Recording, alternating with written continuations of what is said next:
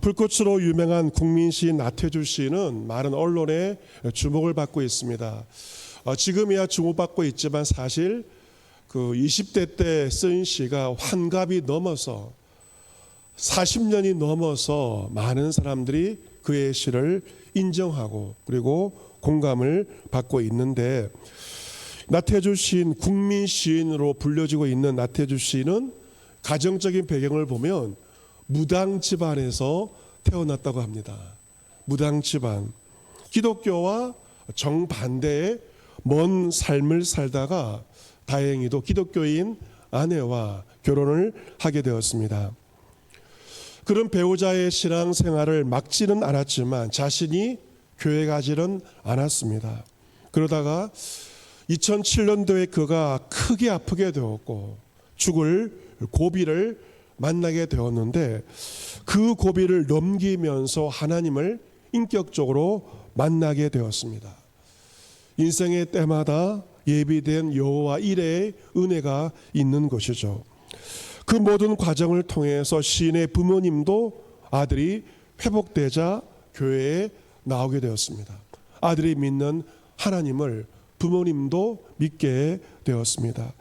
그런 죽을 고비를 넘기며 울며 아내와 불렀던 찬양을 지금도 좋아합니다.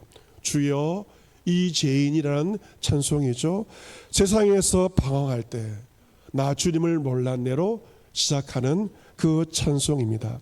그는 죽음의 고비를 넘어서는 고통을 통해서 깨달은 큰 유익이 있습니다. 하나님께서 그에게 감동을 주신 것이죠. 내가 나를 모를 때에도 나는 너를 알고 있었다. 내가 엉뚱한 곳을 바라볼 때도 그러하였다. 너를 알고 있었다 하는 마음을 주신 것입니다. 내가 하나님을 몰랐을 뿐이지 하나님이 그때 나를 사랑하지 않은 것은 아니었음을 고난의 시간을 통하여서 그는 알게 되었습니다. 이제 그는 아내와 함께 교회 가는 것이 그의 낙입니다. 주일날 일부러 아침을 안 드신다고 합니다. 교회 국수를 맛있게 먹기 위해서 교회 가는 것이 그의 인생의 낙이 되었습니다. 그가 시를 쓰는데요, 상당수의 시가 기독교적인 세계관으로 시를 쓰고 있습니다. 설교를 통해서 일주일을 살아가는 힘을 얻게 되고, 나이가 많지만 지금도 그는 설교 말씀을 모두 받아 적으면서 그 말씀을 가지고 한 주간의 삶을 살아가고 있다고 합니다. 그러한 시인에게도 가정의 달 5월은 심적으로 너무도 괴로운 달이다 라고 고백을 합니다. 일찍이 자식을 낳아 길렀고 손주들이 있는데 어린이날이 마음에 걸립니다. 아직도 아버지가 98세로 노인병원에 계시는데 어버이날이 무심치가 않습니다. 초등학교 교원으로 43년 동안 교편생활을 하다가 정년 퇴임하였는데 스승의 날을 눈 감을 수가 없습니다. 그 외에도 부부의 날도 있고 5월달 여러 기념일이 있는데 나는 과연 그러한 날들에 맞도록 살아왔는가 반성이 되지 않을 수가 없습니다. 특별히 가정의 화목이란 단어 앞에 목이 메어지고 가슴이 탑니다. 나는 부모에게 어떠하였으며 한 여자와 결혼하여 살면서 자식을 낳아 기르면서 아이들에게 어떻게 했으며 배우자에게 어떻게 했는가. 돌이켜보면 하나같이 낙제점이라는 생각에 얼굴이 붉어집니다. 자식으로서도 부모로서도 배우자로서도 선생으로서도 온통 결함투성이인 이 늙은 남자를 어찌해야만 좋단 것인가. 부끄럽고 부끄러운 생각이 듭니다. 가장 그 중에 부끄러운 것은 아이들에게 아버지 노릇을 잘하지 못했던 점입니다. 특히 아들에게 좋은 아버지 노릇을 못한 것이 참으로 후회스럽습니다. 그는 지금도 활발하게 활동하고 있습니다. 강연 때마다 부모는 자녀에게 해야 할 6가지를 강의합니다. 첫 번째 낳아주고, 두 번째 길러주고, 세 번째 가르쳐주고, 네 번째 기다려주고, 다섯 번째 참아주고, 여섯 번째 줘주고, 남들에게는 말도 잘하면서 정작 자신은 그것을 실천하지 못한 것입니다. 특별히 기다려주고 참아주고 줘주고를 잘하지 못하였습니다. 성격이 급해서 아이들이 어렸을 때 조곤조곤 설명하지를 못했습니다. 일관되게 내 이야기만 하려고 했고, 내 주장만 아이들에게 강요하였습니다. 아이들은 마음의 문을 닫아버렸고 아빠의 말을 듣지 않게 된 것입니다. 남들은 그에게 사랑한다, 존경한다, 국민 시인이라고 그를 초청하지만 가정의 달 5월에 그는 눈을 감고 싶은 심정이라고 합니다. 이것은 비단 그만의 고백은 아닐 것입니다. 오늘 예배드리는 우리 모두의 부끄러운 고백입니다. 오늘 성경 본문에서 예수님은 바리새인들, 서기관들, 종교 지도자들의 외식을 폭로하고 있습니다. 이 바리새인들과 서기관 입만 열면 하나님을 공경해야 한다고 사람들에게 말하였습니다. 그들의 말을 듣고 사람들은 이 바리새인들과 서기관들을 존경하였던 것입니다. 하지만 그들의 마음은 하나님에게서 멀었다라고 말합니다. 입술은 주님과 가깝지만 그들의 마음은 하나님과 너무도 멀었던 외식을 폭로하고 있습니다. 그들은 하나님의 계명은 버렸고, 그리고 사람의 전통을 지키려고 하였던 것이죠. 예수님께서 오늘 본문에서 그것을 말씀하시죠. 마가복음 7장 9절에 또 이르시되 너희가 너희 전통을 지키려고 하나님의 계명을 잘 저버리는도다.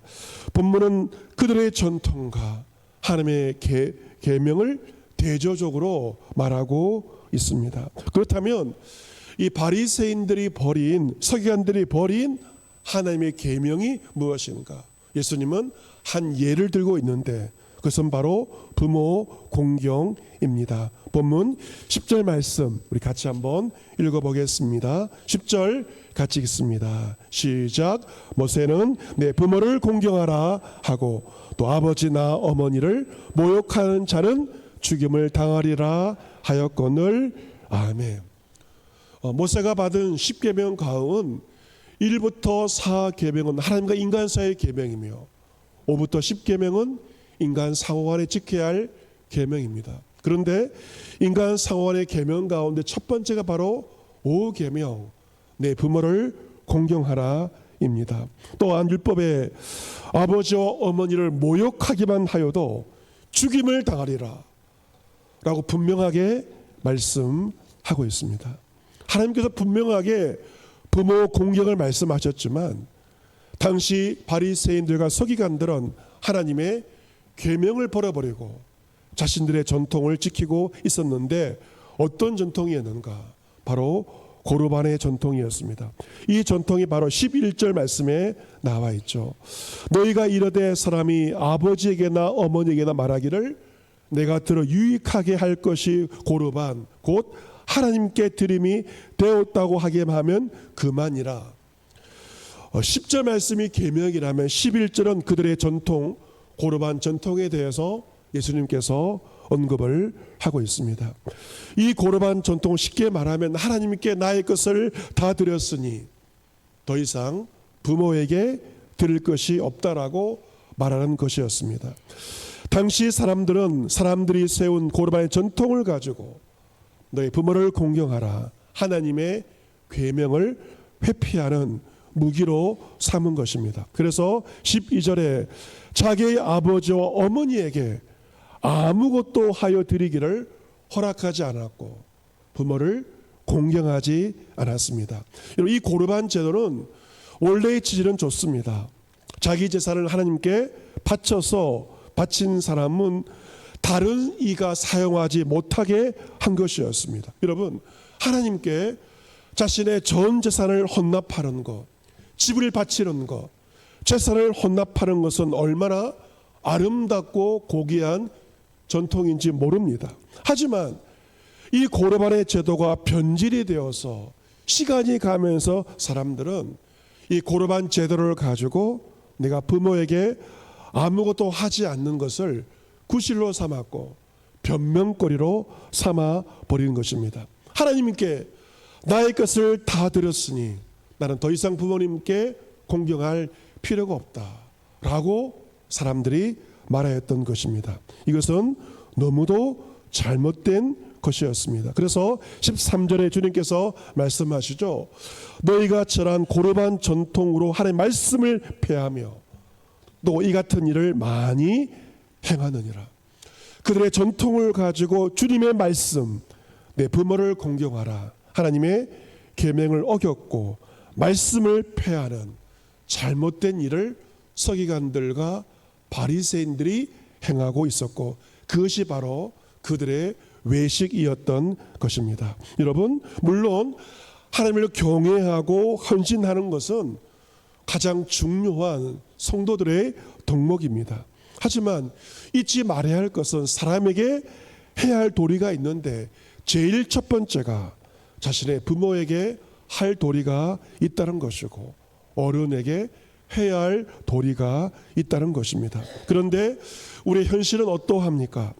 신앙이 좋아 보이는 사람일수록 사람에게 해야 할 도리, 특별히 부모에게 해야 할 도리를 놓칠 수 있는 가능성이 크다는 것입니다. 우리 지난주 어버이날을 보내게 되었는데 어른 목사님께서 어버이날 아버지에게 전화드리는 것을 깜빡 잊었다고 합니다. 아마 교회 사역이 바빠서 아마 잊어버린 것으로 생각이 드는데 다음날 아버지에게 전화를 드렸는데 아버지께서 아들 목사에게 역정을 내셨다고 합니다. 화를 내셨다고 합니다. 여러분, 그 아버지가 아들 목사에게 세상에 대단한 무엇을 바랐겠습니까? 그냥 전화 한 통화를 목이 빠지도록 기다렸을 것입니다. 전화 한 통화, 그 한 통화를 기다렸는데 온종일 아들의 전화를 기다렸을 것입니다. 그 기다림이 컸기 때문에 다음날 전화한 아들에게 서운한 마음으로 화를 내신 것은 그만큼 아들의 전화 한 통, 그 한 통화를 기다린 것입니다. 저도 마찬가지입니다. 목회자로서 하나님께 내 삶을 드렸다는 생각이 크기 때문에 부모님께 잘하지 못한 것이 저의 솔직한 모습입니다. 저희 아버지 돌아가시면서 유언장을 쓰셨는데 저는 어버이날이 지나면 한 번씩 아버지께서 적어 놓으신 친필로 써 놓으신 유언장을 읽어보게 됩니다. 저희 아버지는 유언장에서 자녀들에게 모든 것을 풍족하게 못함을 항상 가슴 아프게 생각한다라고 하셨습니다. 부모의 마음이죠. 오늘이 있기까지 너희들 어머니가 계셨기 때문이라고 말씀하시고 어머니를 영웅으로 모시고 제2신 사임당으로 모시라고 유언장에 적어 놓으셔서 특별히 저를 특정하시면서 사랑하는 아들아 어머니를 책임지고 잘 모시기를 유언으로 남긴다라고 하지만 돌아가시 16년이 되었지만 아들의 도리, 자식의 도리를 잘 못하고 있습니다. 사랑하는 성도 여러분, 저와 여러분이 하나님을 섬긴다고 하면서 정작 부모에게 할 도리를 하지 못하고 있다면 그것은 하나님의 계명을 버리는 것이며 하나님의 말씀을 폐하는 죄가 되는 것입니다. 우리는 어버이 주일을 맞이하면서 다시금 하나님께서 명하신 내 부모를 공경하라, 그 주님의 계명과 주의 말씀에 순종하며 실천하여야 할 것입니다. 최근에 발간된 책 하나를 소개해 드립니다. 그것은 엄마의 일기가 하늘에 닿으면입니다. 이 책은 독일에서 목회하는 이화정 목사님, 남자 목사님인데요. 목사님이 치매를 앓는 어머니의 집을 정돈하다가 어머니의 일기장 더미를 발견하게 되는데 엄마가 30년간 매일 쓴 38건의 일기장을 발견하고 일기장의 내용을 정리해서 책을 펴내었습니다. 30년 1만 950일의 기도가 담긴 한 섬마을 여성의 일기가 아들을 통해서 세상에 나오게 되었습니다. 역경으로 얼룩진 삶에서 감사를 헤아린 일기였습니다. 엄마가 교통사고 당한 이튿날에 쓴 일기에 이렇게 적어 놓았습니다. 주님, 이렇게라도 조금 다쳐 감사합니다. 감사의 고백을 하였습니다. 그날 후진하던 택시가 걸어가던 엄마를 덮친 교통사고 일어났습니다. 엄마는 이 사고로 한쪽 다리의 장애 판정을 받아서 이후 평생을 지체 장애인으로 살게 되셨습니다. 그런데 그 사고를 당한 이튿날에 엄마의 그 일기를 보니까 주님, 이렇게 해서라도 조금 다쳐 감사합니다. 감사의 고백을 한 것입니다. 원망도 분노도 없는 엄마의 일기를 보면서 아들은 어떻게 이렇게 사셨을까 탄식합니다. 이화재 목사님의 엄마 오순심 권사 올해 79세이신데요. 전남 신안군 8급면의 매도라는 섬에서 태어나셨습니다. 24살 이후 섬에 있는 청년과 이제 결혼을 하게 되었습니다. 이 부모님 사셨던 모습은 우리네 부모님의 사셨던 모습과 크게 다르지가 않습니다. 살림집이 없어 시댁과 친정을 오가던 부부는 일감을 따라서 목포로, 경기도 평택으로, 서울 등으로 거처를 옮겼습니다. 남편이 평택에서 농사일을 하며 손가락에 절단되는 사고를 겪을 정도로 열심히 일을 하였지만 가정의 형편은 쉬 나아지지 않았습니다. 친정 매도로 돌아온 부부는 김양식에 도전했지만 이마저도 실패하였고 많은 빚을 떠안게 되었습니다. 이후 원인 모를 병과 씨름하던 엄마는 한약방에 다녀오다가 섬에 있는 교회의 종소리를 듣게 됩니다. 지푸라기를 잡는 심정으로 교회를 찾은 부부는 교회의 전도사님의 따뜻한 환대에 감동을 받게 됩니다. 1984년 8월 26일의 일입니다. 그리고 원인 모를 엄마의 병이 낫게 됩니다. 부부는 9살 아들과 함께 1시간 반을 걸어서 매주 빠짐없이 교회를 찾았습니다. 하지만 살림살이 여전히 어려웠습니다. 동네 주민들은 비아냥거렸습니다. 한복을 차려입고 정성을 다해 교회 가는 엄마를 향해서 옷만 잘 입고 교회 가면 하나님이 빚을 갚아주냐라고 조롱을 하였죠. 하지만 그때의 심경을 어머니는 이렇게 일기에 기록했습니다. 참 신기하게도 사람들이 나를 조롱할수록 전도할 의욕과 소망이 더 솟아났어요 라고 엄마가 그 심경을 일기에 적어 놓았습니다. 주일 예배뿐만 아니라 새벽 기도회 수요 예배도 빠지지 않던 엄마는 교회 가는 그 길에서 만나는 이웃에게 복음을 전하여서 많은 동네 사람들이 예수님을 믿게 되었습니다. 이러한 부모의 신앙을 보고 자란 아들은 목회자가 되었고 지금은 선교의 사역도 감당하고 있습니다. 아들은 엄마의 일기를 보면서 아들이 선교사가 되는 것이 엄마의 기도 제목이었고 소원임을 알게 되었습니다. 자녀와 손주를 향한 엄마의 기도가 이루어진 게 참 많았음을 일기를 통해서 보게 됩니다.